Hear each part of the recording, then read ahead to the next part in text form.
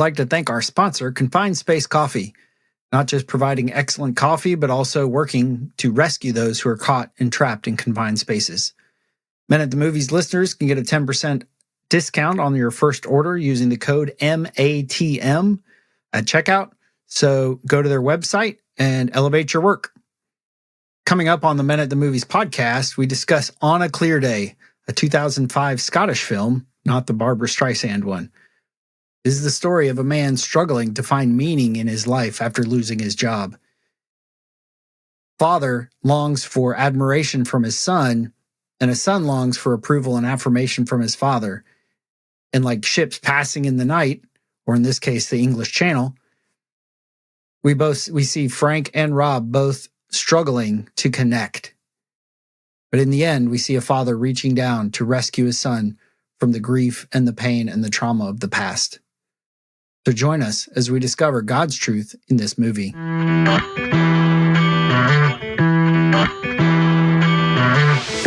The movies and stories we love are gateways to see ourselves and God in new ways. Every great story borrows its power from a larger story, the story that's written on our hearts and woven into the fabric of our very being.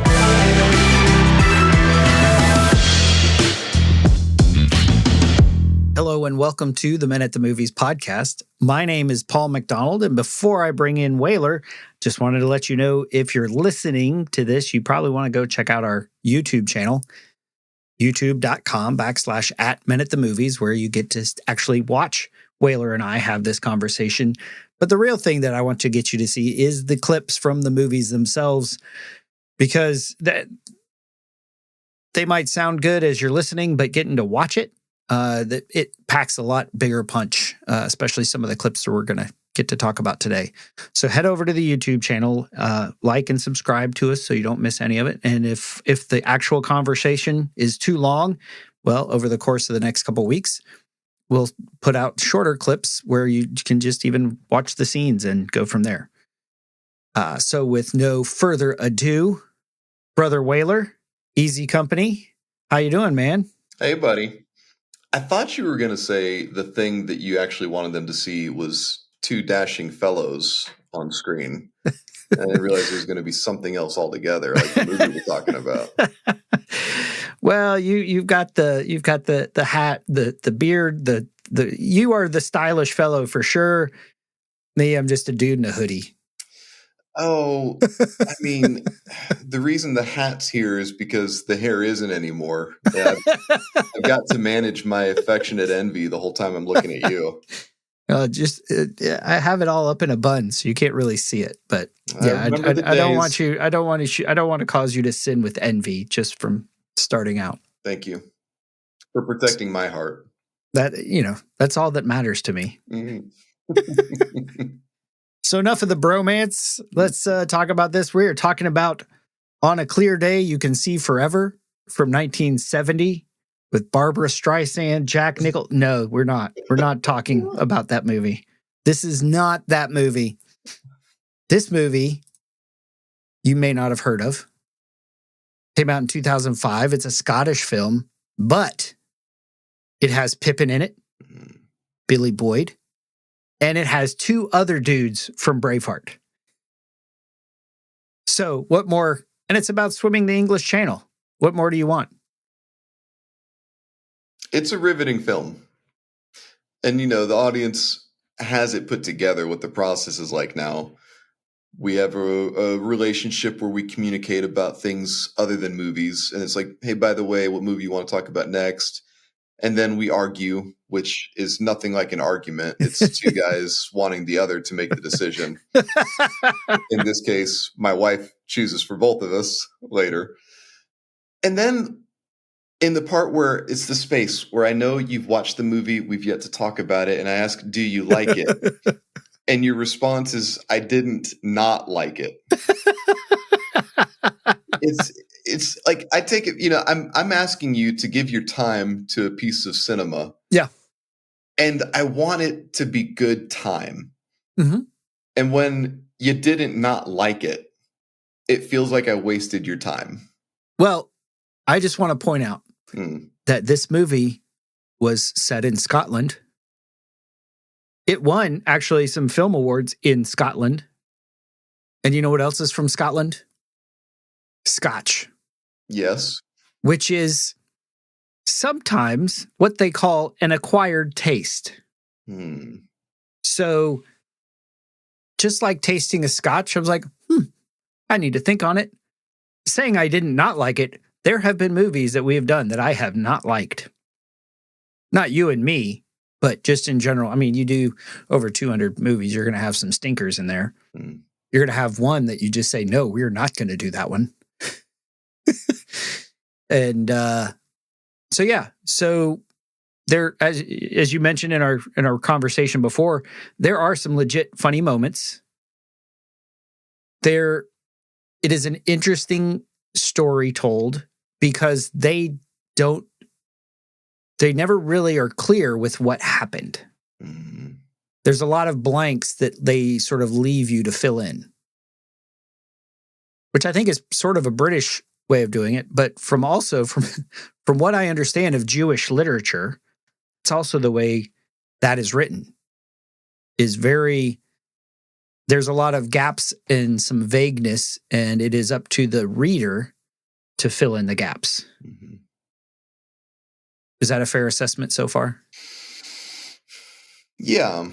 Yeah, there's certainly some of the stories that you could infer a few different ways. There's a lot of them where the interpretation,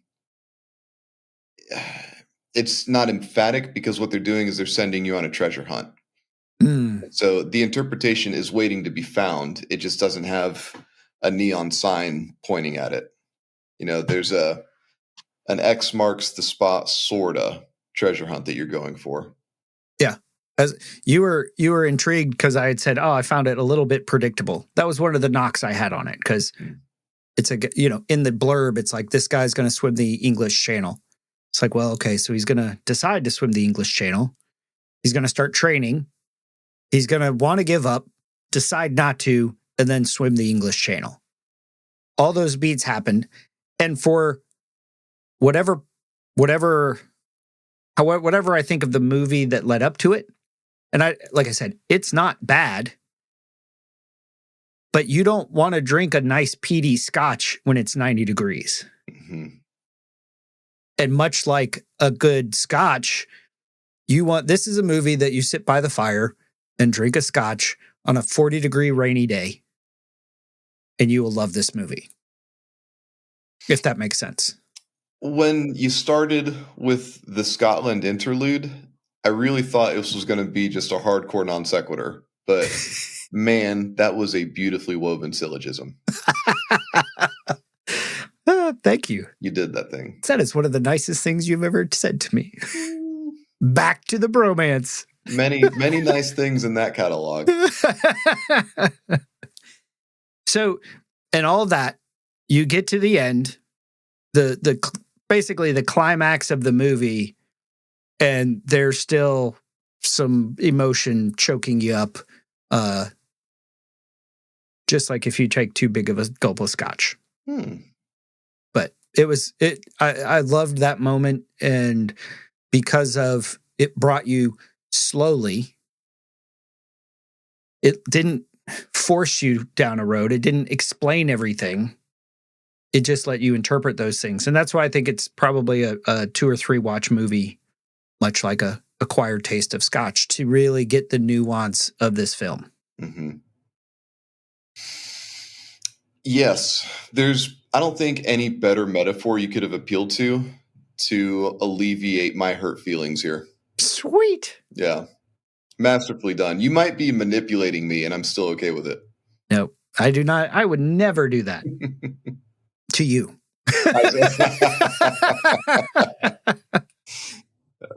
So one of the things that you had mentioned about why you love this movie is it hits all the points that we've gone over when we do our men's retreat, the Carolina Outpost, which is loosely based on the Wild at Heart stuff from Colorado from John Eldridge. Because you see the poser, the false self that is created as a result of trauma and wounding, And you see that, especially in Frank. Right? I mean, it starts off pretty harshly with these two boys playing at the beach. And it doesn't show you what happens, but you understand very quickly one of them has died. So you see that, and you see all the living with a way that is unsustainable, living out of a false heart, pursuing things. Frank gets let go from his shipping company, his shipbuilding company after 30-something years, doesn't know who he is without a job. And then some deep father-son dynamics that we'll get into here in a few minutes. Husband-wife stuff is dealt with, the idea of being an adventurer, of being a warrior. And really, as we close the outpost with a talk about the need for brothers, and that's what you see at the end. And that's what actually gets Frank across the channel is, especially Eddie, who's played by Sean McGinley, telling him in the boat, telling him this hard truth that he needs to hear. And we're going to play that clip here later on. So I'll let you tell other people, why else did you love this movie? Why else when we came up and you and Adina, your wife, were talking about what movie you wanted to watch, why was this one the one that won the tiebreaker? Yeah, so I guess when it comes down to Family Man versus On a Clear Day, it's not an arm wrestling match. Maybe it's just the, like the with, weather. with Crazy Bob or the pilot. Yeah. Got this from wrestling a shark. 9-footer. Fell off my bike when I was 8. 3-wheeler. You just can't. I love the performances in this movie. I love it when the writers and the directors and the actors have the prowess to not give words to everything. Yeah. And I love words. Like, how much I love language. But when you have those nonverbal moments of eloquence, oh my gosh, when the frame is telling the story, Yeah. and there's a world of hurt or a cosmos of joy that you're downloading at just the sight of a soul, vibrant or darkened. I mean, man, I love, I think when cinema is masterfully executed so that it can be subtle, that rings all the metal in my bell, all of it. What a crazy phrase to pick, because that was the image that I was picturing. So there's one of the scenes, Rob, who's the surviving son, is sitting there after a fight with his dad. And you see the kind of the clasp clanging on the flagpole. And he gets aggravated, throws a rock at it, and walks away after sitting on a bench. You're just like, all right, he's mad at his dad. He's taking it out.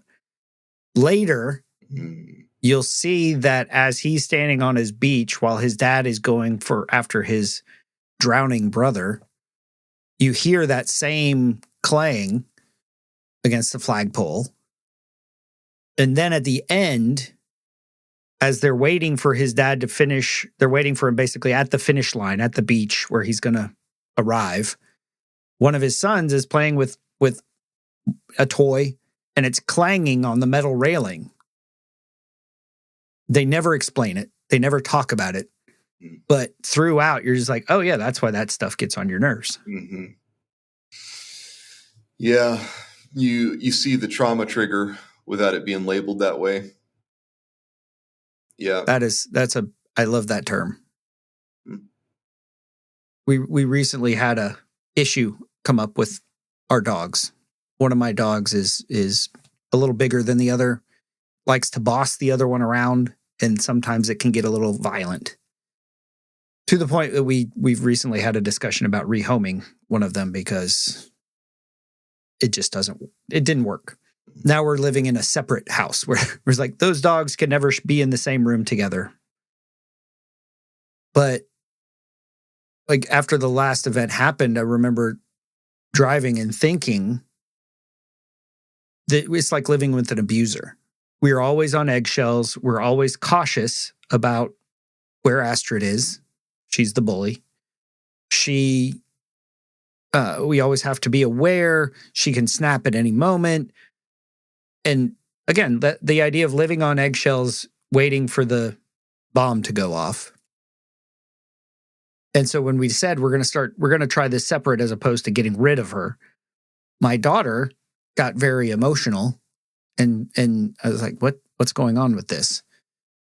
And she said it feels like we're giving in to what she said was a meanie butt. She's 23, she's still figuring out words. But it feels like we're rearranging our lives to accommodate a bully. I was like, oh, because she has trauma in her life. And what looks like it's about a dog was much more about something entirely different. As I've gone through my therapy and counseling over the years, as I've said, the fuse to the trauma bomb, it winds around and is very long, and something completely unrelated can set me off.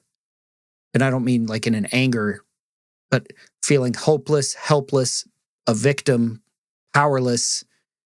It creates this reaction internally that I like that term that you use, the trauma trigger.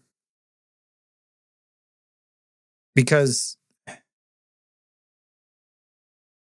what we see in this movie is, if you're equating it to our Outpost event, it's that Friday afternoon session where we talk about the wounds and the trauma that a man has experienced that has broken him.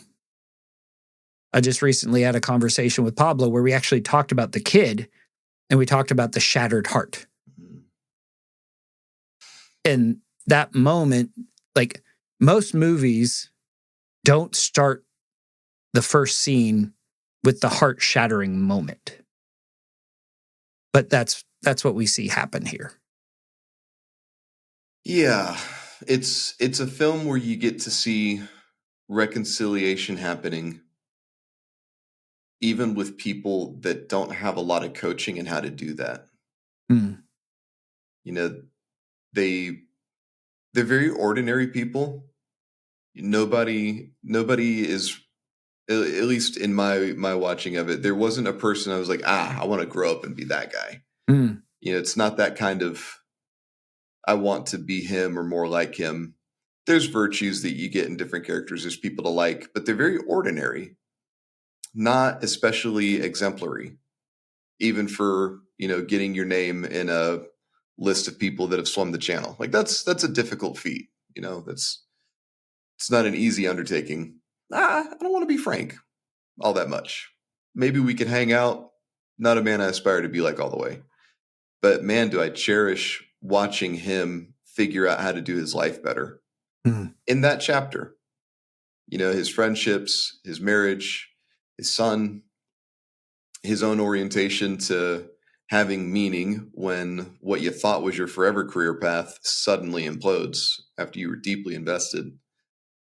I really like watching the other guys that have weaker constitutions begin to figure out how to become strong and leaning into those exercises of strength, becoming more themselves. I love watching the ladies find the ground of their own being that's not entirely held hostage to their man's presence, even though they want that bond to become better as well. I feel like I see a lot of people that are just consigned to complacency. And that I haven't gotten used to that yet. It hasn't stopped disappointing me. I'm in the chapter of life now where we became friends because there wasn't complacency.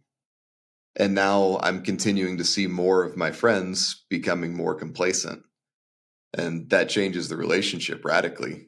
I don't have a breakup conversation with them, but internally there's a different kind of distance management moving forward because they're not going in the same direction and they're not so much growing anymore. They're just consigned to the drift. And so I need a story like this to give me hope again, that even ordinary people that haven't ever received language of character formation or the spiritual disciplines. There's no beacon like that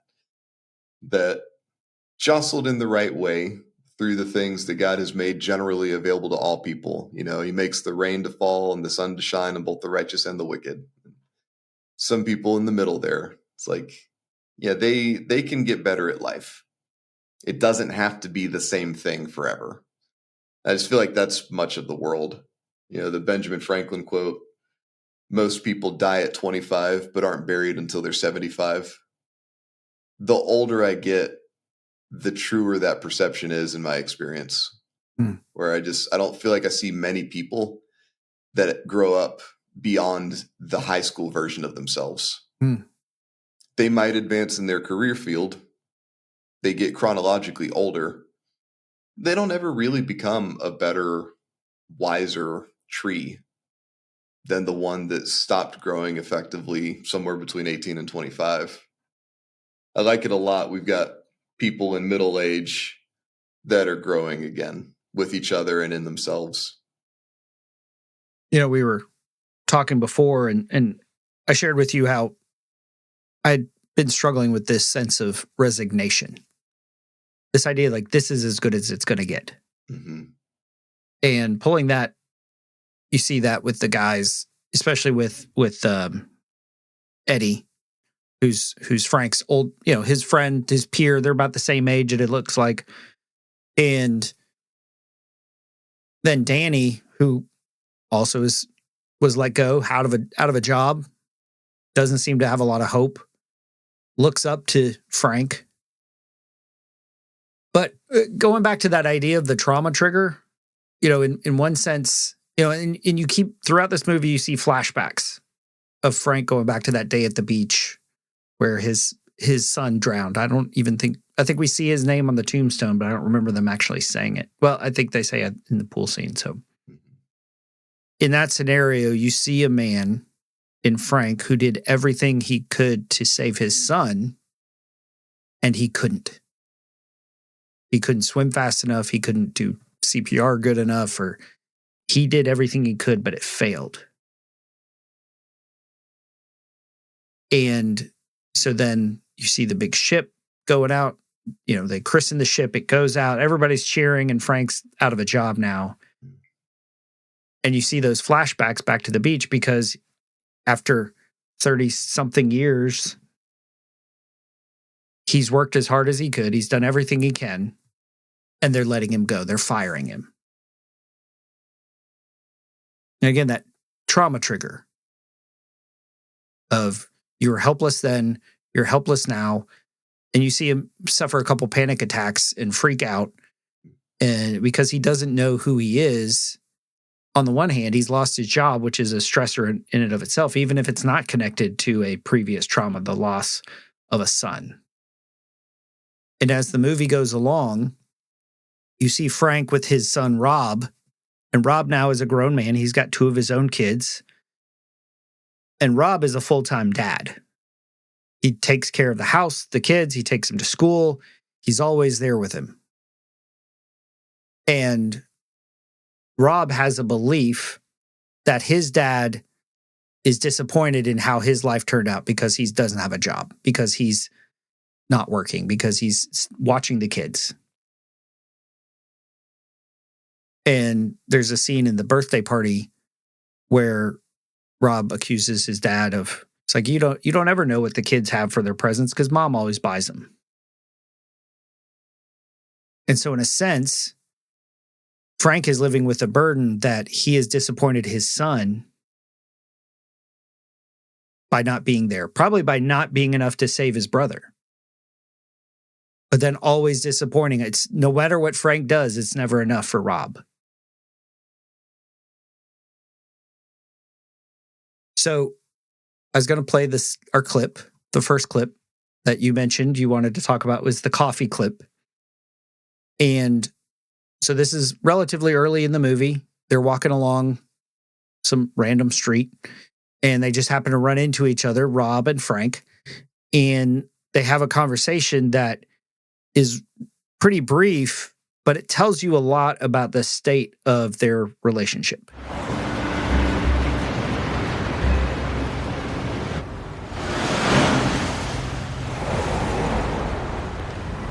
Hey, son. Dad?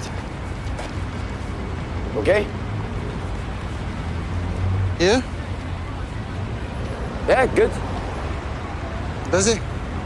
Aye. You used to have one of them, remember? Yeah. They had one each, but they're always losing them. I was going to go for a coffee. Want to come? I better not. I've got to get on. Maybe next time. Aye.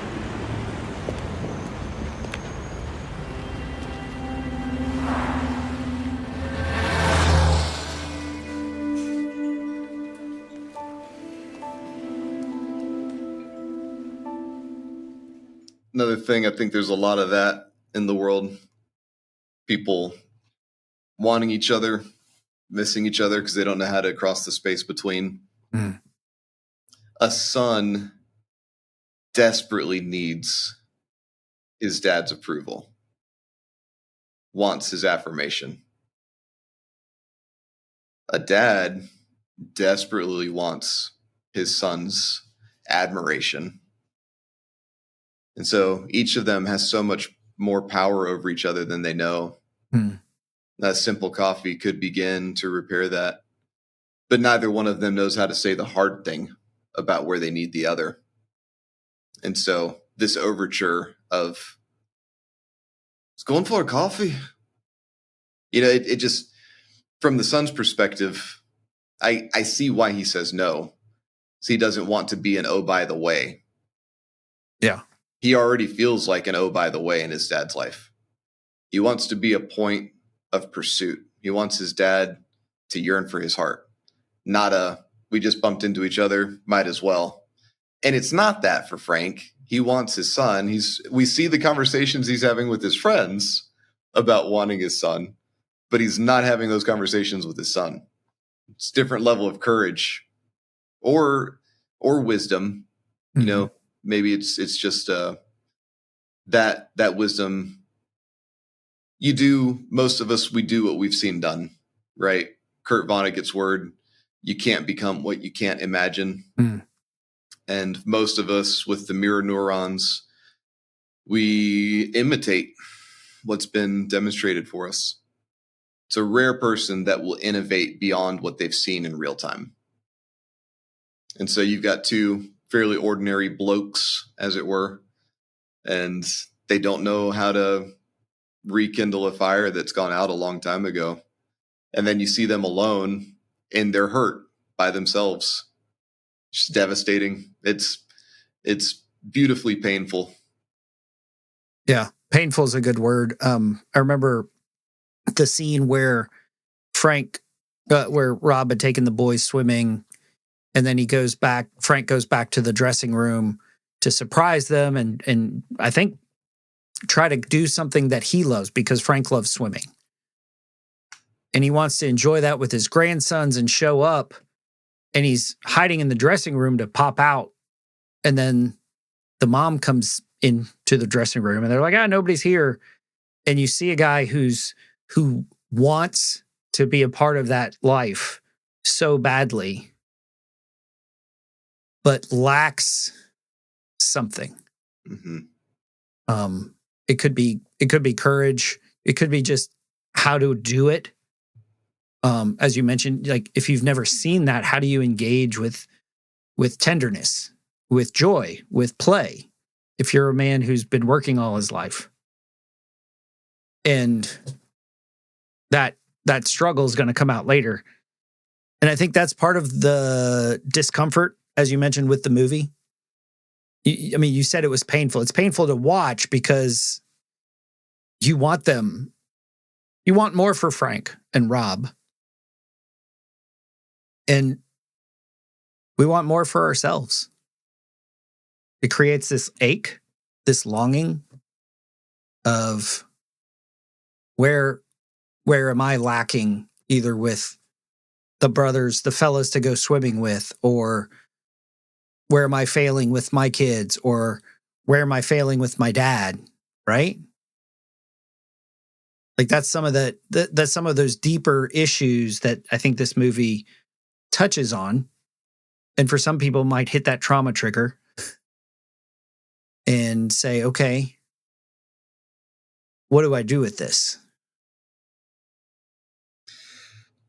It has to go somewhere, because let's acknowledge the relationships that are, insofar as we can discern, irreparable. Somebody that will never be repentant of the violence they've done. Mm. We're not going to have a restored relationship with them. Those exist. That's, I think, the bulk of why most people are in therapy. That person, you do still got to find a shelf to put all that stuff on. It's like they can't occupy your internal real estate forever, because that's just unceasingly corrosive. That's a different order of operations. The relationship that you can't restore, but how you have to make good with the story for yourself, that's a different thing. The relationship that is reparable, it won't ever get returned to its previously inadequate orientation. What will it be in reorientation? That's a different kind of work.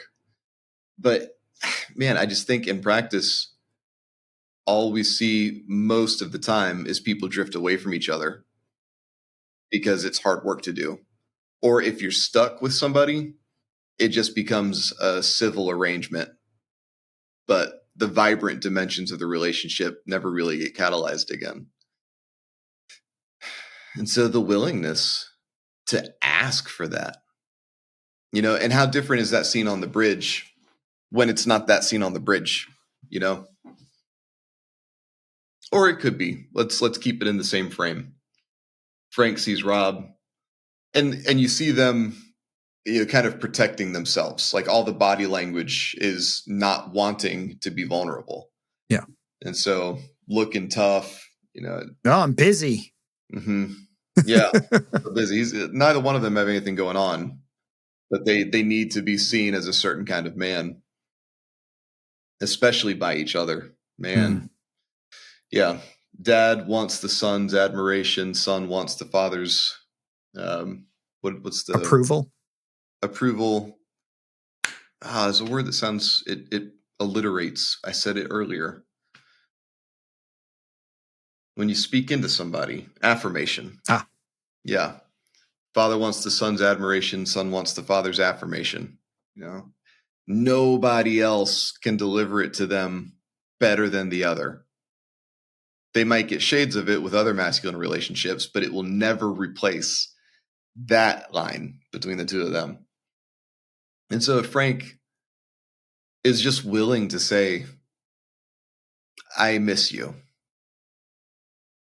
I don't know where our relationship went wrong. Any of the things that he says to his buddies, I loved my father. It's what another scene in the movie. He's like, I loved my father. He beat me.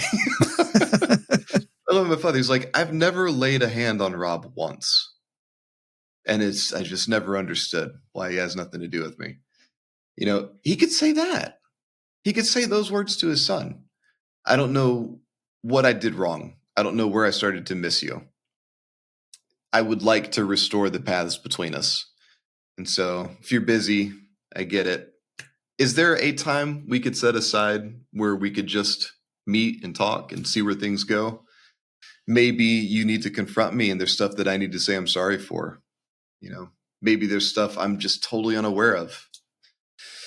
There's things I want to say to you. Like, this is different. This is an approach that has to get his son's attention more than just, you want to go get coffee. Those are all the things screaming in Frank's heart. But Rob has no way of discerning any of that. And then the same thing from Rob, if he did discern that stuff, and then he's able to say, Dad, I've felt deficient as a man in your shadow my entire life. And I wish that I could feel affirmed in the masculinity that I exhibit in this world. I would like to have your pride. And I would like to feel like I'm not the baggage you got stuck with after the son you loved more passed away. And those are hard words, but those are the nexus points where they need each other. They don't have the skills to find that language, right? They don't even have an elementary version of that stuff. And so they just pass each other. Yeah.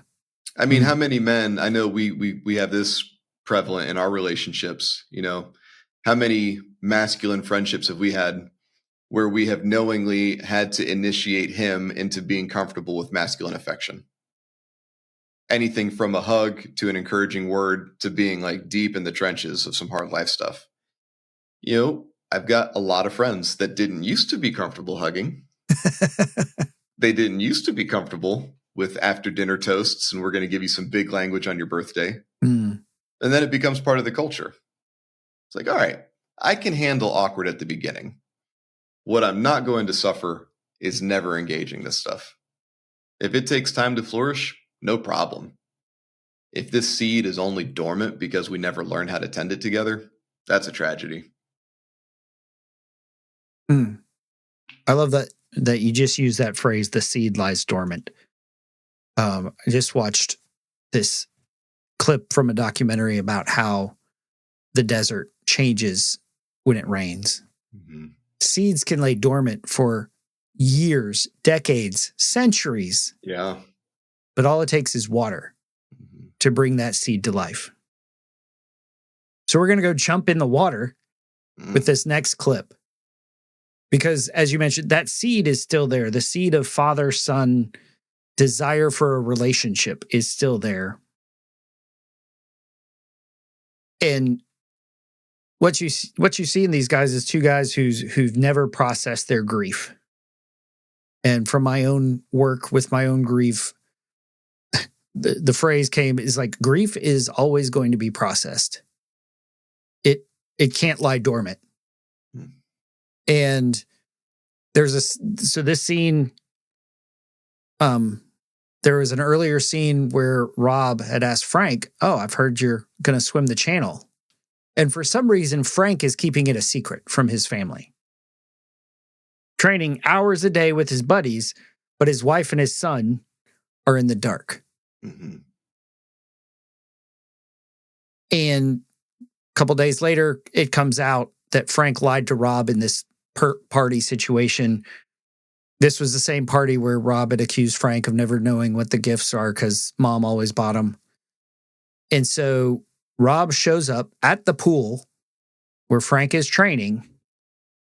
And this is sort of the inflection point that says, "You've lied to me to my face." And that's unacceptable treatment. That's unacceptable for you as a father to a son. And it sort of sets everything ablaze.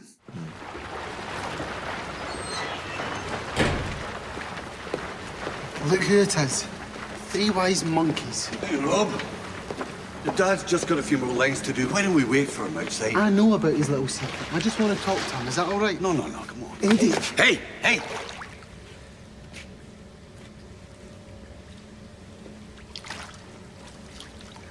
You're a liar, Dad. You lied to me about swimming the channel. Maybe I did. Why? Is it because I don't have a job? It's not about you. Because I look after the twins? I'm not ashamed of that, Dad. I'm not ashamed like you think I should be. Good. You're not ashamed. No, but you are. You're the one who's ashamed. I'm not listening to this. Why?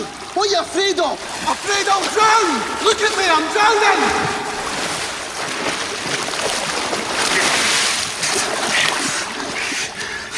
36 years! 36 years! 12 hours a day, 5 days a week. Now you tell me, when was I supposed to go shopping?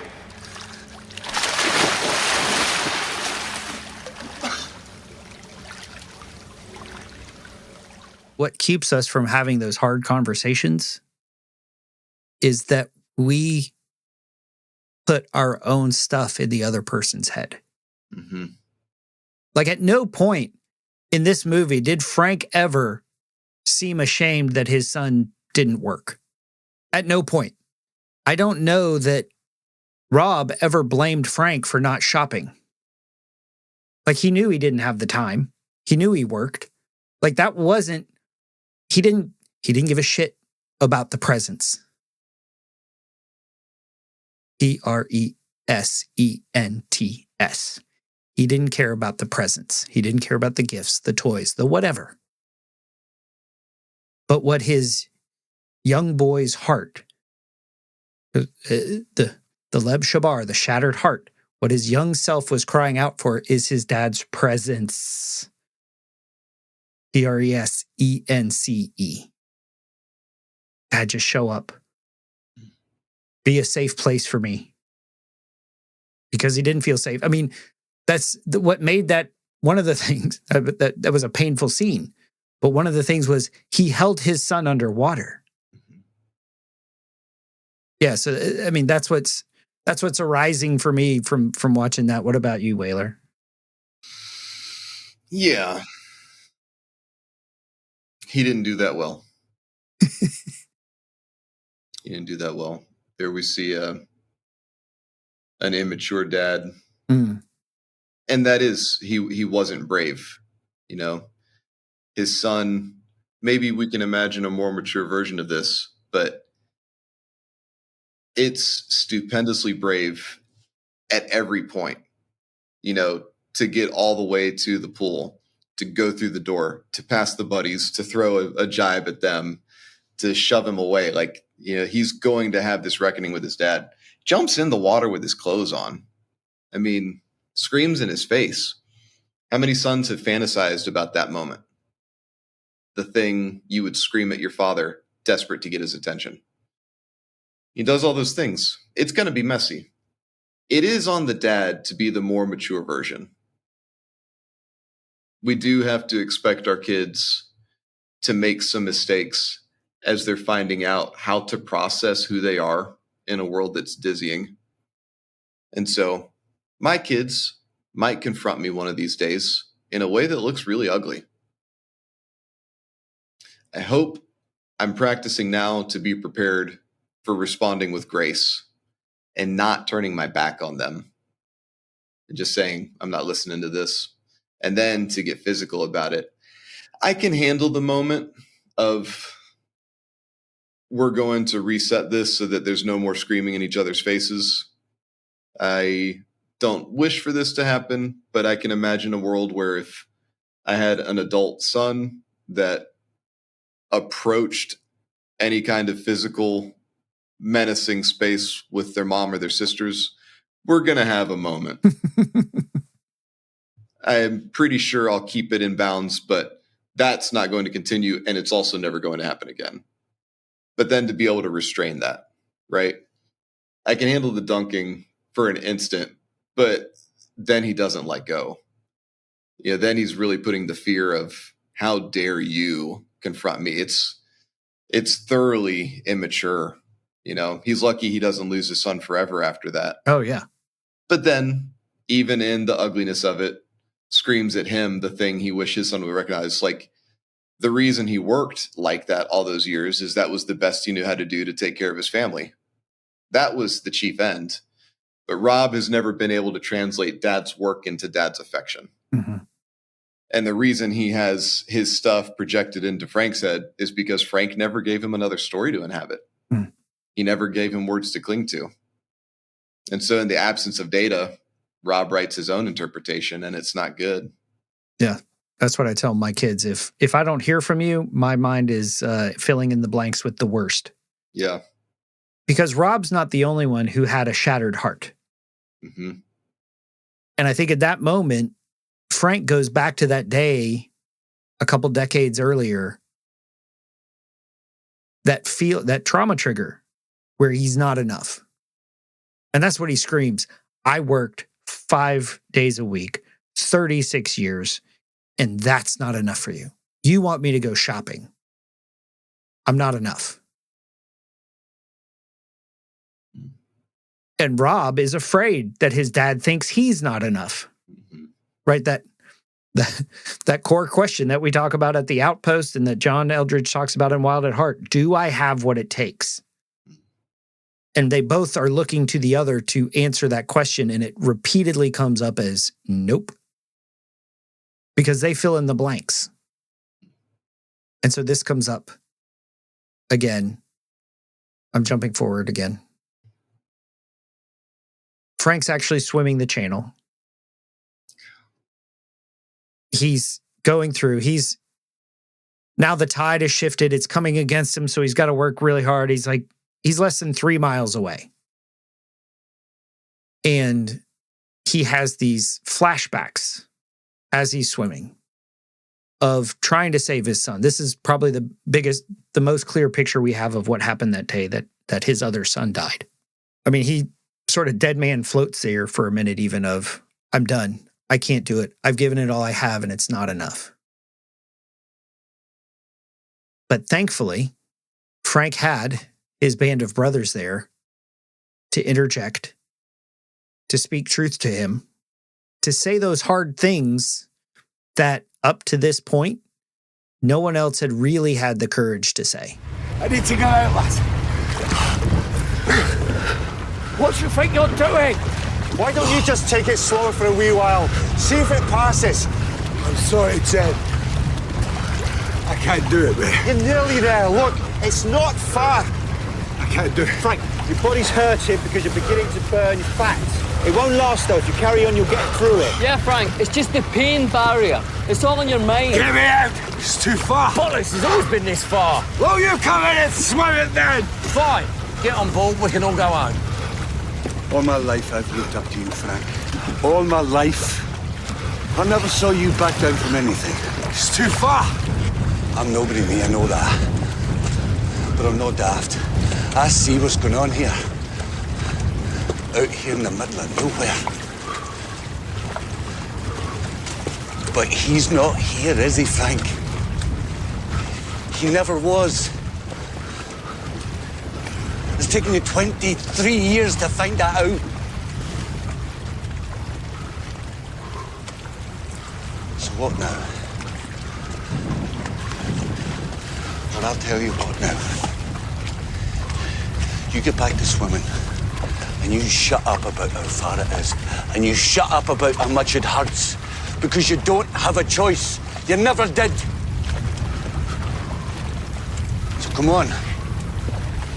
Get stuck in and put some down. We're wasting time.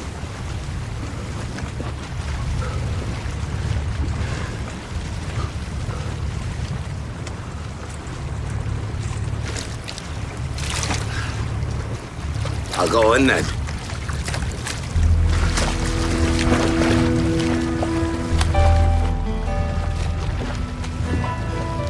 That is the best dialogue in the whole movie. The friend, oh my God. I mean, oh, the friend who has accepted an inferior position in the friend group. And he musters the nerve to speak like that to the leader, to call him to account. Not because he's trying to usurp him, but because he wants the very best things for him. Beautiful display. And that takes more courage from Eddie than we've seen from Frank or Rob at any point in this movie. Yeah. Yeah, he went all the way to the heart things. Yeah. Yeah. Yeah, good read. I mean, that was the quiet stuff being said blatantly out loud. Because I think it's fear that keeps us from saying it. My daughter and I just had an argument last night. She's struggling with some paperwork. She's had it for a couple weeks. And she's like, oh, I want to go over it. So it's like 10:30, and she brings it up. And I'm like, I don't really want to do this right now. She's just staring at it like it's going to fill out magically because she's afraid to make a decision. And I'm getting agitated because I'm like, it's not going to fill out itself. Just do something. Then she's like, oh, I want you to do this. Would you do that? And she's asking me, But what I'm seeing is her procrastination and her lack of effort for the last couple of weeks. And I'm responding to that frustration more than the fact that my daughter is asking for help. Like that scene in the pool. They're talking about things, or even crossing the bridge. They're talking about things, but they're missing the point. And eventually it just got to the point, Lainey's like, all right, I'll just do it myself. Don't worry about it. I'm like, that's not what I want, right? Mm-hmm. Rob and Frank did not have what they wanted out of each other.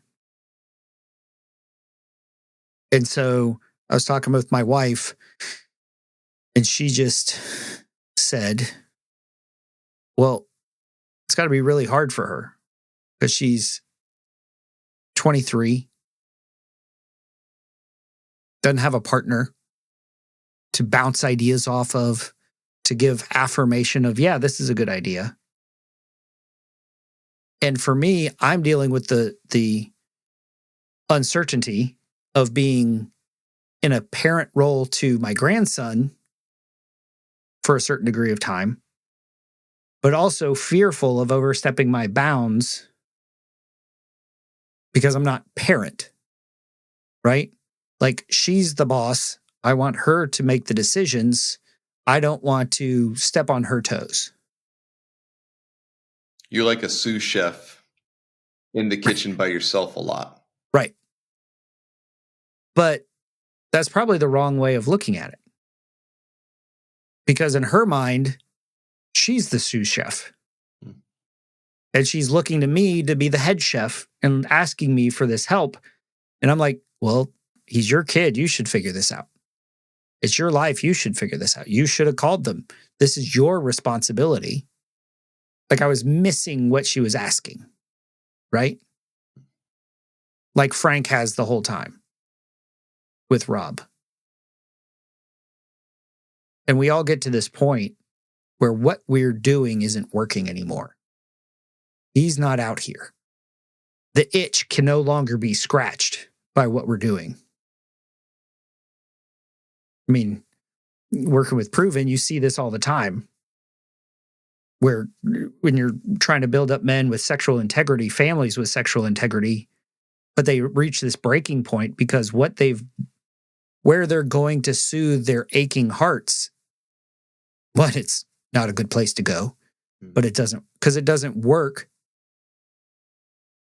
And you get this breaking point where what you're looking for there, it could be work, could be food, it could be on a computer screen, could be video games. What you're looking for there, you're not going to find, to quote you too, you're not going to find what you're looking for. Because very few people can actually articulate clearly what they're actually looking for. Yeah, that's true. And when they don't find it in the significant other that was presumed to satisfy this ambiguity, then it starts corroding that relationship. You don't think that Eddie is going to have that kind of clarity? But then when he does it with solidity, it seems genuine. Like it's believable. Yeah. The way he delivers it. It's like these are words he has sat with for a long time. And now, because there's a moment of desperation, he can release them. That's just another thing tragic about our culture. You know, we save the nicest things we have to say about somebody for the day they're dead. That's a stupid arrangement. It's like, sure, there's some other people there that need reassurance, but damn it, man. Let's make a practice of eulogizing the living so that they get to carry those words in their pocket through the chapters where they'll be very needful. And let's do that a bunch of times. I've got a lot of revised eulogies that I continue presenting to various friends. I want that stuff to be inscribed on their heart. I want them to have courage in the difficult stuff they're meeting. If I outlive any of them, I think I'll have nice things to say on that day as well. But that's not going to be the first time. Right. I love you use the word inscribed. Those words should be inscribed on their heart, not on their tombstone. Mm. And so the question for us is what is left unsaid?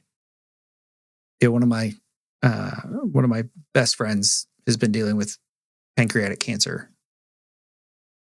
And knowing this, it establishes us like we're forced to deal with mortality.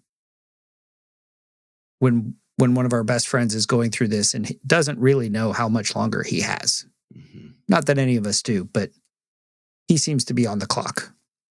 But this idea of if we died tomorrow, is there anything that has been left unsaid? Is there any business that needs to be closed before that happens? There's those hard conversations, and they may not be hard because they're difficult, but just because they're emotional. They're vulnerable.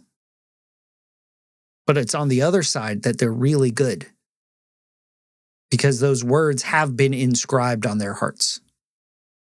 And so at the end, we see Frank, he gets to the beach, and his son who's driven out, he's sort of seeing his dad in a different light through talking with some of his friends, to his mom. And his dad's struggling just to get up on the shore. And he rushes out to help him up without realizing that if he touches him, he negates the swim across the channel. Everybody on the boat's like, no, back away, back away. So at the last second, Rob sees it, falls over backwards so his dad doesn't touch him and he doesn't negate it. His dad stands up and offers him his hand. Mm-hmm.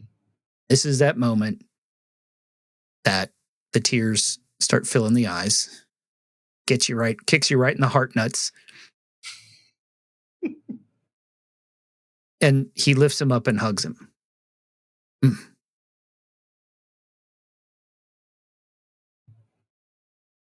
Which is, again, why this movie is so well crafted and so well written. Because Frank had one son he couldn't pull from the water. Mm. But in this scene,